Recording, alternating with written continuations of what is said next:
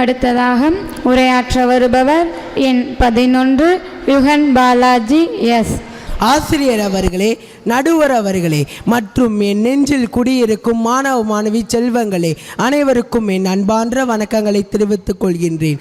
நாடு வல்லரசாகி கொண்டிருக்கிறதா அல்லது வல்லரசே ஆகவில்லையா என்பதை பற்றி எனக்கு கவலை இல்லை. ஆனால் நாடு வல்லரசாக வேண்டும் என்பது எனது மிகப்பெரிய கனவாகும். ஏனென்றால் வெளிநாடுகளில் வல்லுநர்கள் புதியதாய் புதுப்பிக்கின்றனர். அதேபோல் நம் நாட்டிலும் இன்னும் புதுப்பிக்க வேண்டும். அதற்காக லஞ்சமோ பணமோ சரியோ ஏழைகளிடம் பணத்தை பறிப்பதோ பற்றி நான் குறிப்பிடுவதில்லை. நம் நாட்டை பற்றி நான் ஒன்றும் தப்பாக கூறவில்லை. அதை சரி செய்துவிட்டால் அப்படி கூறுவதற்கும் எனக்கு உரிமை இல்லை. ஒவ்வொரு மாநிலத்தின் முக்கிய பொறுப்பு முதலமைச்சரிடமே உள்ளது. இதை கூறுவதற்கு நான் ஒன்றும் அரசியலுக்கு வரவில்லை.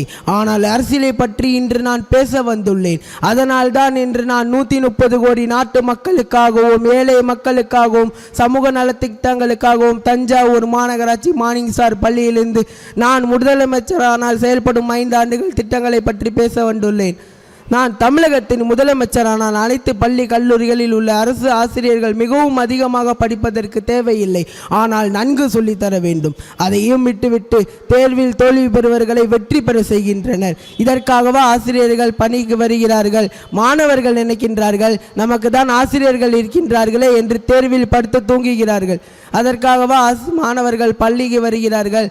நான் ஒன்றும் ஆசிரியர்களை பற்றி தப்பாக கூறவில்லை. ஆனால் சில ஆசிரியர்களை பற்றி குறிப்பிடுகின்றேன். விவசாயத்துறை, ஒரு நாட்டின் முன்னேற்றம் என்பது விவசாயத்துறையிலும் தான் இருக்கிறது. விவசாய கூலிகளுக்கு புறம்போக்கு இடங்களை தானம் தருவேன். அப்படி தானம் தருவதற்கு அது என்னுடைய நிலமா?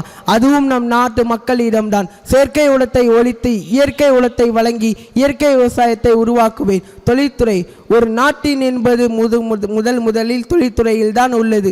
தொழில்துறையில் இருக்கும் தோல் தொழிற்சாலை ஆடை தொழிற்சாலைகளை மூடுவேன். புதிய தொழிற்சாலைகளை கண்டறிந்து புதிய தொழிற்பயிற்சியை அளிப்பேன். சுற்றுச்சூழல் துறை என்னும் புதிதாக ஒரு துறையை உருவாக்கி அதற்கு எதிராக இருக்கும் தோல் தொழிற்சாலை ஆடை தொழிற்சாலைகளை தவிர்க்க செய்வேன். மரங்களை வீதி தோறும் நட்டு அதற்கு அழிக்கக்கூடாது என்ற சட்டத்தை உருவாக்குவேன். இதே போல் இன்னும் பல துறைகள் உள்ளது. அதை கூறுவதற்கு நான் ஒன்றும் மக்களுக்கு வியாபாரி அல்ல. நான் மக்களுக்கு தலைவன். ஒரு நாட்டின் தலைவன் என்பவன் ஒரு நாட்டிற்காக உழைப்பவனே தலைவனாவான். அவனே நாளைய முதல்வன், அவனே நாளைய தலைவன். எனவே இப்போது முடிவிற்கு வருகின்றேன். வாக்கு என்றால் என்னங்க? நமக்கு தெரிந்ததெல்லாம் பணம் வாங்கி வாக்கு போடுவதும் கள்ள வாக்கு போடுவதும் தானே. ஆனால் அது அல்ல. வாக்கு என்றால் ஒரு நாட்டை அடுத்த 5 ஆண்டுகளுக்கு ஒரு மனிதன் என்ன செய்ய போகின்றான் என்பதற்காக தான் வாக்கு போடுகின்றோம். சிந்தித்து பாருங்கள், உங்களுக்கே தெரியும். யோசித்து பாருங்கள், உங்களுக்கே புரியும். நான் ஒன்றும் அரசியலுக்கு வரவில்லை. ஆனால் அரசியலில் ஏதாவது ஊழல் இருந்தால் அதை தட்டி கேட்க வருவேன். நான் வருவேன். எனவே இப்போது இத்துறையை முடித்துக் கொள்கின்றேன். நன்றி, வணக்கம். செயற்கையாக வாழும் வாழ்க்கையை மறந்து இயற்கையாக வாழும் வாழ்க்கைக்கு வா நண்பா என்று அனைவருக்கும் தம் வார்த்தைகளால் அழைப்பு விடுத்த யுகன் பாலாஜிக்கு வாழ்த்துக்கள்.